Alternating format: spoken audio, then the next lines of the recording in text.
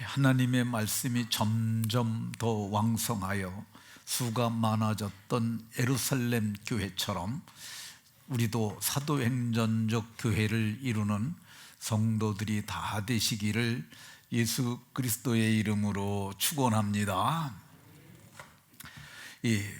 오늘 봉독한 본문을 보면 하나님의 말씀이 점점 왕성하여 예루살렘에 있는 제자의 수가 더 많아지는 놀라운 일이 있었음을 말씀합니다. 우리 교회의 이름이 사도행전에서 따온 행전교회입니다. 이러한 사도행전 교회의 역사가 우리 교회도 있으면 좋겠다는 믿음의 소망을 담아서 금년 표요로 삼고 기대하는 마음으로 말씀을 전하려고 합니다. 모두가 말씀을 깨달아서 예루살렘 교회 성도들처럼 사도행전적 행적을 남기는 복된 분들이 다 되시기 바랍니다. 그러면 오늘 7절에 하나님의 말씀이 점점 왕성하였다고 그러는데, 이 하나님의 말씀이 어떤 말씀인가 살펴봅니다. 이 하나님의 말씀은 두 가지 의미가 담고 있습니다. 하나는 기록된 말씀, 하나는 성령의 감동으로 하나님께서 말씀하시는 말씀입니다. 본문에 기록된 말씀은 이 구약 성경의 말씀이죠. 예수님께서 마태복음 15장 5절에 보면 아버지에게나 어머니에게 말하기를 내가 드려서 어머니를 유익하게 하여야 할 것을 내가 하나님께 드린다고 고르반을 해놨습니다. 그러기만 하면 부모를 공경할 것이 없다 하는 장로들의 전통으로 하나님의 말씀을 폐한다고 이렇게 예수님께서 책망하셨습니다. 부모 공경에 대한 하나님의 말씀은 뭐예요?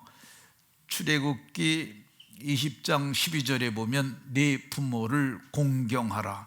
그리하면 내 하나님 여호와가 네게 준 땅에서 내 생명이 길리라. 혹은 다른 곳에서는 내 하나님 여호와가 네게 준 땅에서 복을 누리고 장수할 것이라고 이렇게 말씀하기도 하셨어요. 근데 부모를 공경하려면 말로만 하면 안 되잖아요. 소유를 좀 나눠줘야 되는데 이게 아까운 거야. 그러니까 이 소유물 있는데 하나도 손대지 말고 않고 고르반 했어. 이거는 무슨 말이냐면 하나님의 것인데 아직 하나님의 것을 떼어내진 구별하지 아니한 통째로 있는 것이라고 이렇게 말하는 거야. 이거는 장로들의 유전이고 전통입니다. 장로님들이 그 교회에 전해 내려오는 그 전통들이 있는데 고르반 해놨으면은 하나님 부모님에게 안 드려도 된다는 그런 전통이 있어요. 그러니까 이거를 고르반 시켜놨으니까 이걸 하나님께 드림이 됐으니까 부모에게 드릴 수 없다 이렇게 했는데, 예수님께서 그 얕은 속내를 들여다보시고 고르반 해가지고 오히려 부모에게 드리지 않으려는 꾀를 낸 것이라고 예수님께서 책망하셨던 것을 볼 수가 있습니다. 그러니까 기록된 말씀이 우선 하나님의 말씀이에요. 두 번째, 본문의 하나님 말씀이라고 하는 의미는 이 성령의 감동으로 하나님의 사람들에게 임한 말씀입니다.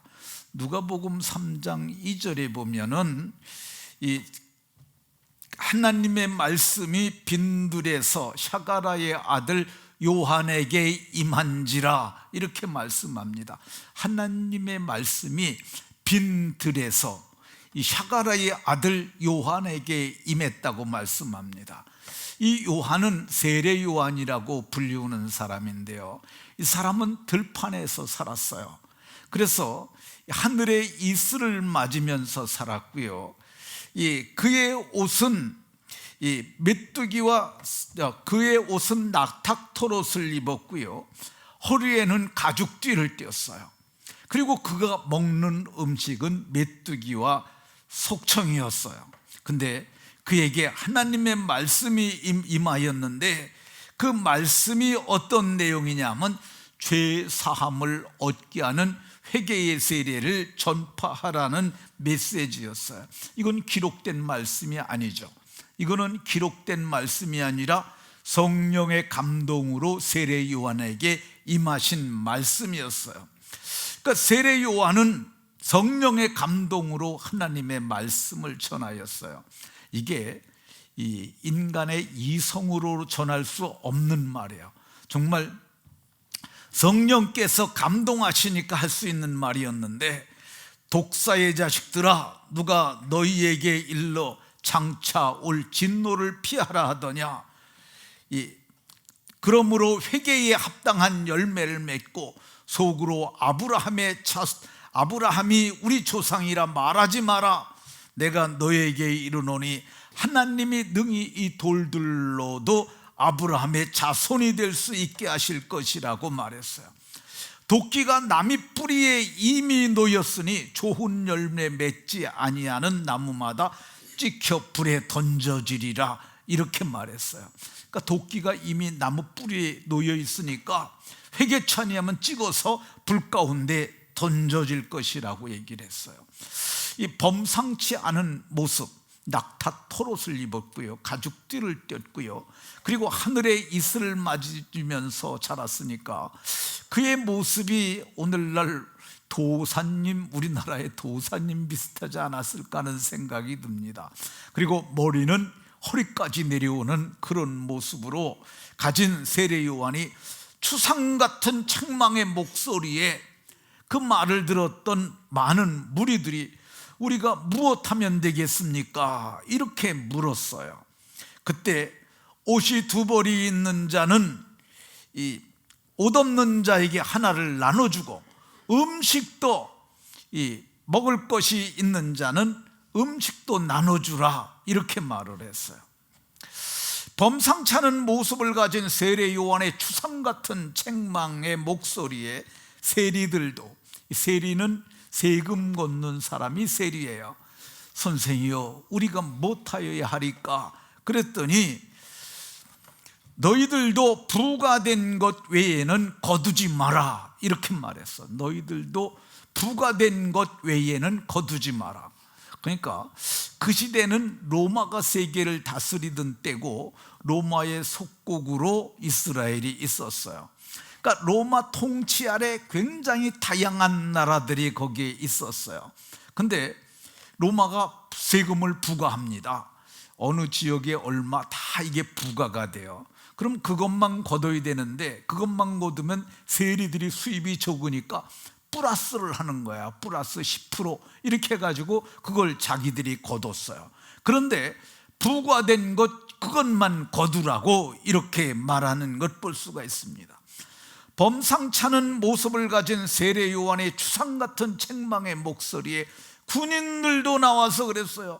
우리는 무엇을 하면 되겠습니까? 군인들도 그렇게 하니까 사람에게서 강탈하지 말고 거짓으로 고발하지 말고 받은 급료를 족하게 여기라, 이렇게 말했어요. 이 말씀은 세례 요한에게 임하신 하나님의 말씀이셨습니다. 본문의 하나님의 말씀은 세례 요한에게 임했던 말씀뿐 아니라 사도들에게도 임했던 말씀입니다. 사도들은 사도행전 1장에 보면 아버지의 약속하신 것을 기다리라는 예수님의 말씀을 받습니다. 그래서 말씀을 따라 저들이 마가의 집에 있는 다락방에 120명이 모여서 기도하고 있었는데, 오순절 날이 되니까 호련히 하늘로부터 급하고 강한 바람 같은 소리가 그들의 앉은 집에 가득하며 마치 불의 혀처럼 갈라지는 것이 각 사람 머리 위에 하나씩 이렇게 불이 임하였었는데, 그 현상이 있고 나서 그들이 다 성령의 충만함을 받아 이 성령의 말하게 하심을 따라 다른 언어로 말하기 시작하니라. 오늘날에 하는 방언과 다르게 다른 언어로 foreign language예요. 이국어로 말하기 시작하는 거야. 그들이 외국어를 할 줄 모름에도 불구하고 그 사도들이 사역했던 그 시대에, 그 시대가 그 아람어가 그 시대의 공용어였었다고 얘기를 합니다. 물론 헬라어가 전국 전체를 통치하는 그것이 공용어이기도 했는데, 그 이스라엘 지역에는 아람어가 굉장히 많이 쓰였다고 그래요. 근데 그들이 아람어로 말하는데 메소포타미아 사람들이, 메소포타미아에서 온 사람들이 자기 언어로 듣는 거야. 왜 그 사람들이 그렇게 각자 국가에서 온 사람이 있었느냐 하면, 그 사람들이 유월절이라 이스라엘 백성들을 아수르가 잡아갔고요, 바벨론이 잡아갔어요. 그러니까 이스라엘 백성들이 도초에 흩어졌는데, 이제 흩어져 가지고 먹고 살만하니까 내가 유월절을 지키려 가야지, 내 아들에게 신앙을 전승해 주려면 이 성지를 가야 한다. 그렇게 가식들을 다 데리고 온 거예요. 근데 그 사람들이 말하는 걸 듣는데, 아람어로 말하는데 나는 이해를 할 때 메소포타미아어로 이해를 하고, 아수르어로 이해를 하고, 시리아어로 이렇게 이해를 하는 거예요. 근데 이걸 보고 어떤 사람들이 그렇게 얘기를 합니다.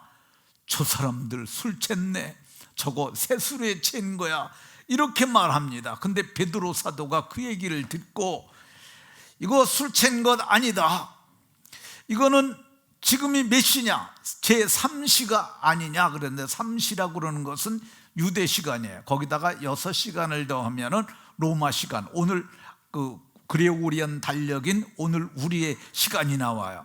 6시에 3시에다 6시를 더하면 9시잖아요.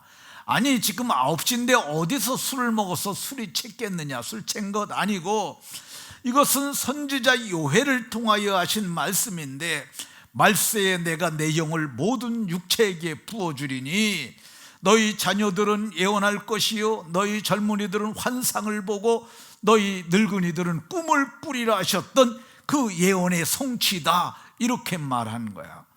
이어서 베드로 사도는 누구든지 주의 이름을 부르는 자는 구원을 얻으리라 말했는데, 이 말씀이 성령의 감동으로 말한 하나님의 말씀이라는 것입니다.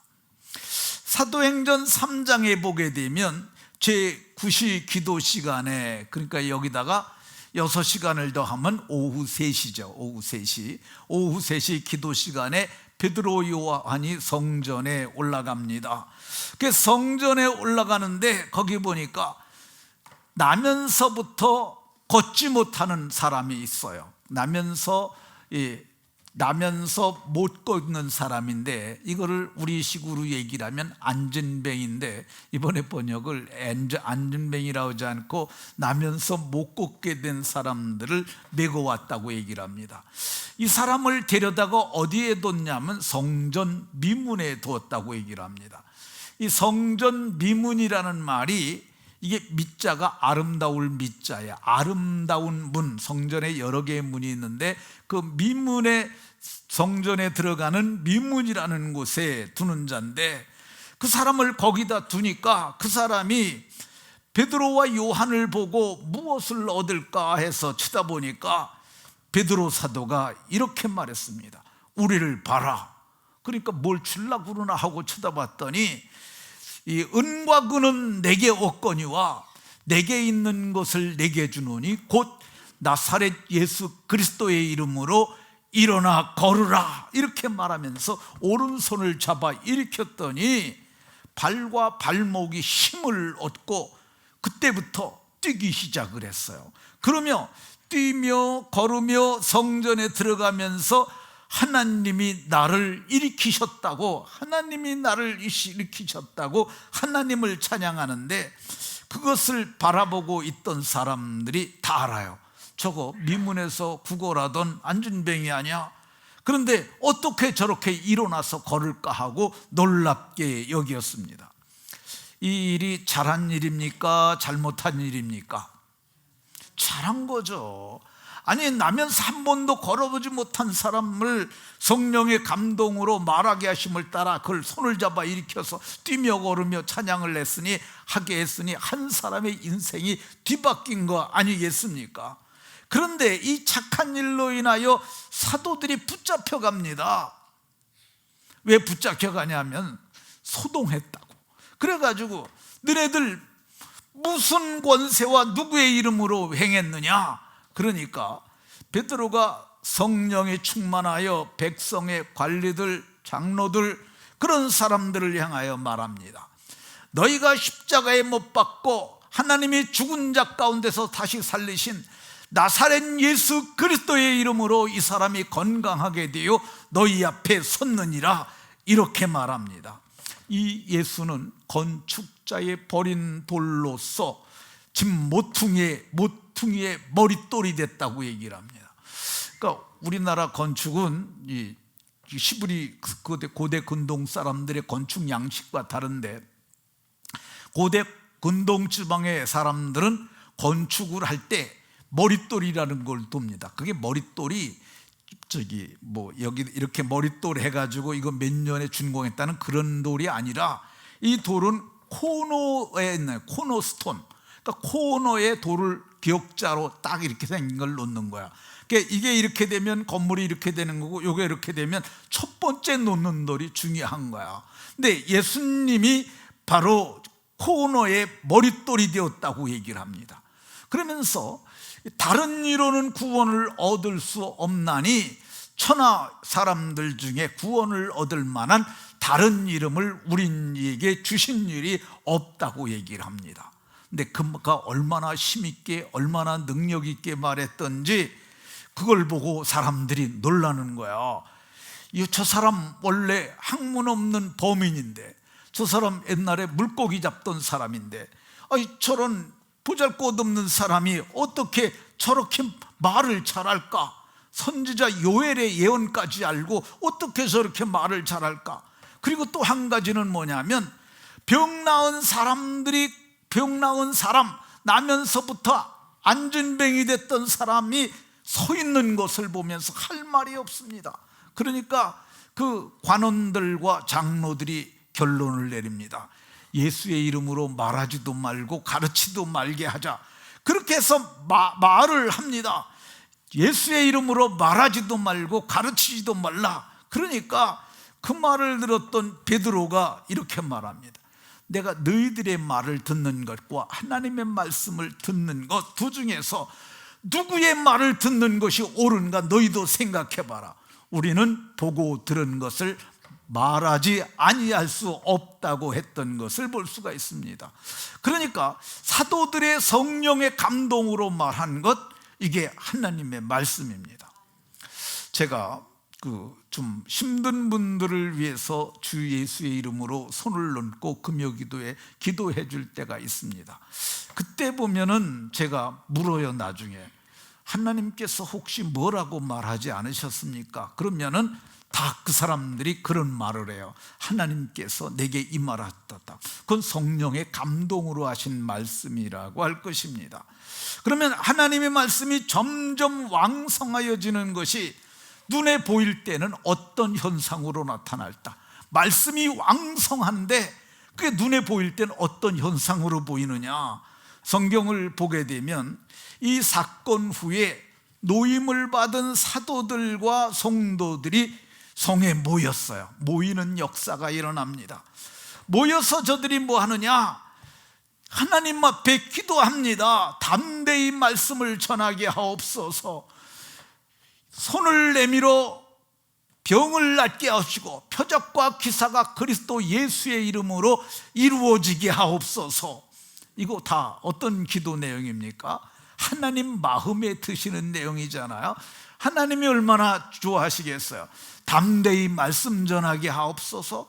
또 손을 내밀어 거룩한 종 예수 그리스도의 이름으로 기적이 일어나고 표적이 나타나고 증거가 있게 하옵소서 했는데, 말씀이 왕성하면 이런 역사가 일어나는 줄로 믿으시기 바랍니다. 말씀이 왕성하니까 눈에 보일 때 어떤 현상으로 나타나느냐? 무리가 다 성령을 충만히 받았어요. 머리가 다 성령 충만하게. 그러니까 말씀이 왕성해지면 성령 충만이 따라오는 것을 볼 수가 있습니다. 성령이 충만해지니까 그들이 어떻게 했어요? 다 담대히 하나님의 말씀을 전했어요. 말씀이 왕성한 증거가 뭐냐? 두려워하지 아니하고 하나님의 말씀을 전하는 거야. 이게 성령이 충만한 증거야. 성령이 충만하면 배운 것도 없는 할머니가 아주 유식한 사람들에게 찾아가서도 이렇게 얘기를 합니다. 젊은이, 예수 믿어야 구원받아요. 이것은 다 성령이 충만함으로 담대히 말씀을 전하는 현상입니다. 말씀이 왕성하니까 어떤 일이 일어나느냐? 믿는 무리가 한 마음과 한 뜻이 돼서 같은 마음, 같은 생각, 같은 말을 하고 같은 행동을 하는 것, 말씀이 왕성해지는 현상 중에 하나입니다. 이 말씀이 왕성해지니까 어떤 일이 일어나느냐? 큰 권능으로 예수의 부활을 증거했어요. 예수님이 죽은 자 가운데 살아나셨느니라, 말씀하신 대로 살아나셨다고 얘기를 하고, 우리가 죽으면 끝나는 것이 아니라 예수 믿고 죽으면 마지막 날에 생명의 부활을 하고 하나님의 영광에 들어가는다는 이 말씀을 전할 때 무리가 큰 은혜를 받았어요. 그러니까 우리가 은혜를 받으면 안색이 달라집니다. 그리고 말하는 것이 달라집니다. 그래서 말씀이 왕성하니까 은혜 받는 역사가 일어나는 줄로 믿으시기 바랍니다. 말씀이 왕성하니까 눈에 보이게 나타나는 현상이 어떤 현상이냐? 재물관이 달라졌는데 재물을 제 것이라고 하는 이가 하나도 없고, 그리고 자기들의 소유를 팔아서 사도들의 발 앞에, 재물의 위치가 사람 위에 있으면 안 되거든요. 근데 초대교회는 사도들의 발 앞에 두는데 그 재물을 어떻게 했느냐? 필요를 따라 나눠줬어요. 그러니까 물이 흐르는 것을 높은 데서 낮은 데로 흘러가는 걸 승수의 원칙이라고 그럽니다. 근데 재물도 역시 마찬가지예요. 재물은 필요한 곳으로 흘려보내야 하는 거예요. 그러니까 근데 초대교회는 필요를 따라 나누어주는 이 일을 했음을 성경이 말씀하고 있습니다. 지난 주간 어제 어떤 우리 교회 그 목사님들만 있는 단톡방에 저걸 올렸어요. 어떤 목사님이 너무너무 어렵습니다.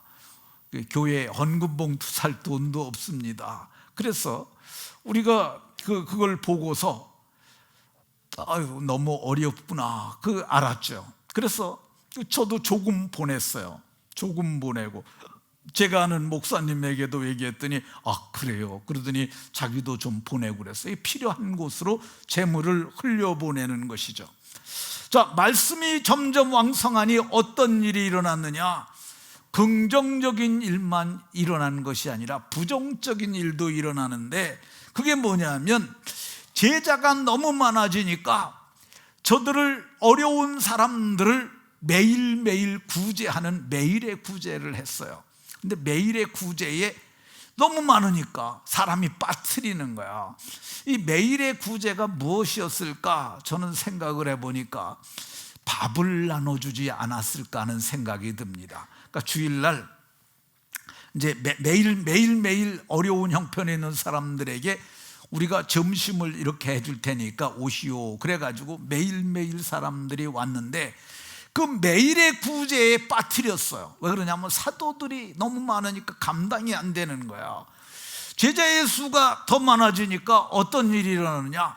헬라파 과부들과 히브리파사 과부들 사이에 헬라파 과부들이 더 많이 빠지는 거야. 그러니까 히브리파 사람들을 원망했어요. 그 뭐냐면은 이 헬라파 과부는 이방인들 가운데서 예수님을 믿은 혼자 사는 약자들의 과부들, 이스라엘 3대 약자면 고아, 과부, 나그네인데 그 과부들이 매일의 구제에 빠졌는데, 근데 시브리파 사람들은 하나도 안 빠지고 시브리 사람들 과부들은 다 와서 먹었다는 거야. 그러니까 시브리파 과부를 원망하는 일도 생겼어요. 그런데 이 말씀이 왕성하니까 어떤 일이 일어나느냐, 그 문제를 해결할 지혜를 성령께서 주셨어요. 그래서 그들이 결론을 내립니다. 우리가 하나님의 일을 제쳐놓고 접대를 일삼는 것이 마땅치 아니하니 우리가 우리 가운데서 이 일을 맡아서 할 사람들을 택하자. 그렇게 해서 초대교회의 최초의 일꾼들이 세워집니다. 그러면 성령의 감동으로 이 사역을 나누기 위해서 택하신 일꾼의 자격이 뭐냐? 첫 번째, 너희 가운데서입니다. 너희 가운데서. 어떤 교회는 일꾼 될 사람이 없어요. 꼽다고 그래요. 그래도 거기서 택하는 거야. 어느 교회는 뛰어난 사람이 많아요. 그래도 그 교회 일꾼을 다른 교회에 보낼 수는 없어요. 그러니까 자기 교회에 맞게 택하는 거죠. 우리 교회는 이번에 15명의 항존직 직분자를 택했습니다. 모두 우리 가운데서, 우리 교회에 규례가 있어요. 우리 교회 내규가 있는데 정한 대로 적어도 우리 교회 등록한 지 몇 년이 된 사람, 어느 교육과정을 이수한 사람, 그 사람들 가운데서 일꾼을 택합니다. 그럼 일꾼의 자격이 뭐냐? 이 성령과 지혜가 충만한 거야. 성령과 지혜가 충만한 것. 성령 충만한 것이 아주 중요합니다. 성령은 불과 같아요. 불이 없으면 춥고 냉랭하죠. 성령이 충만하면 풍성하고 후하고 넉넉하고 성령의 일하게 하심을 따라 일을 해서 일의 성과가 있습니다. 저희는 이제 교육자들을 이제 임준영 목사 간담회 또 우리가 이렇게 교육자를 청빙했잖아요. 근데 교육자를 청빙하는 이 과정이 있습니다. 근데 교육자를 청빙하는데 저는 교육자 모집할 때 거기다 딱 첫 번째 집어넣는 게 뭐냐면 성령 받은 사람. 이 성령 받지 않으면 우리와 함께 일 못한다. 그게 첫 번째 그거예요. 근데 이 성령 없는 사람들은 성령으로 일하지 못하므로 성령은 기름과 같아요. 이 엔진 내부에, 자동차 엔진에 기름이 없으면 이게 뻐겁게 돌아가고 마침내 망가지고 서버리고 말이죠. 근데 성령과 충만하고 성령 플러스 지혜가 있어야 돼요. 지식이 아니라 지혜입니다. 지식을 운용할 수 있는 게 지혜예요. 근데 사람이 지식은 많은데 지혜가 없는 사람들이 있어요. 근데 오늘 성경은 교회의 일꾼은 지혜가 충만하며 그리고 칭찬받는 사람을 택하라고 이렇게 얘기를 해서, 칭찬받는 사람, 비난받으면 좋은 일꾼이 아니에요. 여러분들도 자기 평판을 듣잖아요. 나를 나쁘게 말하는 사람이 있으면, 나쁘게 말하는 사람이 있어요. 그러면 그 사람을 원망하면 안 돼요. 저 사람은 왜 날 갖고 이렇게 말하는지 모르겠어 그러지 말고 자기를 돌아보는 거야. 남을 치는 것이 아니라 내 가슴을 치고 하나님 앞에 회개를 하는 거죠. 그래서 회개하고 칭찬받는 일꾼으로 변화되어야 할 줄로 믿으시기 바랍니다. 초대교회는 7명의 집사를 택했는데 빌립, 브로고르, 니가노르, 디몬, 바메나, 유대교에 있던 안디옥 사람 니골라를 택해서 7사람을 택했어요. 7은 뭐냐면 그 교회에 맞는 필요한 수예요. 이걸 7을 완전수라고 부르는데 교회에 맞는 수를 택했습니다. 이 택한 일꾼들을 어떻게 세웠습니까? 사도들이 기도하고 그들에게 안수하니라. 오늘날에도 똑같아요. 임직 예배할 때 이제 노회에서 목사님들도 오시지만 담임 목사가 머리에 손을 얹는 게 안수고, 손을 얹고 안수기도 하고 일꾼을 세웁니다. 우리 교회는 좀 더 교육을, 총회법에도 그래요. 6개월 동안 교육하고 임직한다. 교육받지 않으면 임직하지 아니한다고 이렇게 나와 있습니다. 자, 이렇게 사역을 사도들이 일꾼을 세워서 나눕니다. 그러면 사도들은 무슨 일을 했을까? 사도들은 이제 밥 나눠주고 그런 일 하지 아니하고 오로지 기도하는 일, 그리고 말씀 사역에 힘쓰리라. 설교 준비하고 말씀을 가르치는 이 일을 했다고 말씀합니다. 자, 매일의 구제와 접대를 내려놓고 말씀 사역에 힘쓰니 어떤 일이 일어났습니까? 허다한 제사장의 무리도 이 도에 복종하니라. 예레미야스라고 하는 신학자가 있는데요, 이 사람이 예루살렘 1세기 교회를 연구한 사람이에요. 그 사람의 말에 의하면 예루살렘 그 거주 안에 거주하는 사람들이 레위 지파가 18,000명이 있었는데 그 중에서 8,000명이 제사장이었다는 거야. 근데 8,000명이나 되는 제사장이 날마다 뭐 할 게 있겠어요? 그러니까 그들이 2주에서 3주 정도 합니다. 맥추절, 유월절, 그리고 이제 수장절, 이 3대 절기에는 그 제사장들이 다 거기서 일을 해요. 근데 나머지 기간은 10달이나 11달 정도는 할 일이 없는 거야. 그러니까 제사가 없으니까 먹고 살 것도 없는 거죠. 그런데 이 대제사장들과 그런 사람들은 그럼에도 불구하고 그 사람들은 늘 성전에 일하므로 그들은 먹을 것이 충족했지만 그 나머지 제사장들 6-7천 명은 아주 궁핍했다고 합니다. 그러니까 성전에 일할 곳도 없는데 그 사람들이 예루살렘에서 예수님이 죽으신 거 다 알잖아요. 부활했다는 얘기도 듣고. 그래서 나중에 그 얘기를 들어보면서 깨닫는 거야. 아, 예수가 잠자는 자들의 첫 열매로 진짜로 부활하셨고 그 이름을 믿으면 정말로 구원받는구나. 그래서 그 사람들이 허다한 제사장의 무리도 그 1세기 공동체에 동참했던 것을 볼 수가 있습니다. 뿐만 아닙니다. 제자의 수가 심히 더 많아지고, 제자의 수가 심히 더 많아졌는데 그건 양적 성장과 질적 성장, 이 균형 있게 교회가 성장한 거예요. 그리고 세례를 받은 사람이 이날에 3,000회나 더 했다고. 3,000. 제자의 수가 사도행전 2장 41절에 보면 3,000이나 더 했고, 또 사도행전 4장 4절에 보면 남자의 수가 약 5,000이나 되었더라, 이렇게 얘기를 합니다. 그러니까 남자의 수가 5,000이면 곱하기 4하면 2만 명이 되는 거죠. 어마어마한 그 초대교회가 성장을 했던 것을 볼 수가 있습니다. 우리 교회는 이제 2000년 1월 1일에 설립 제배를 드리고 지금까지 이렇게 달려왔습니다. 저는 마음에 은퇴하기 전까지 한 500명 이상의 장년 예배자가 예배하면 좋겠다 하는 생각이 듭니다. 우리가 함께 기도함으로 또 믿음의 역사를 능력으로 하나님이 이루게 하심으로 500명 이상의 예배자가 모이는 아름다운 교회가 되는 복이 제게도 여러분들에게도 있으시길 예수 그리스도의 이름으로 축원합니다. 하나님, 오늘 말씀을 통해서 주의 법을 알게 하시니 감사드립니다. 예루살렘 교회가 수가 더 많아지고 그리고 허다한 제사장의 무리도 그 도에 복종하는 말씀이 왕성한 역사가 있었던 것처럼 우리의 교회도 말씀이 왕성해지는 역사가 있도록 복 주옵소서. 예수 그리스도의 이름으로 기도하옵나이다. 아멘.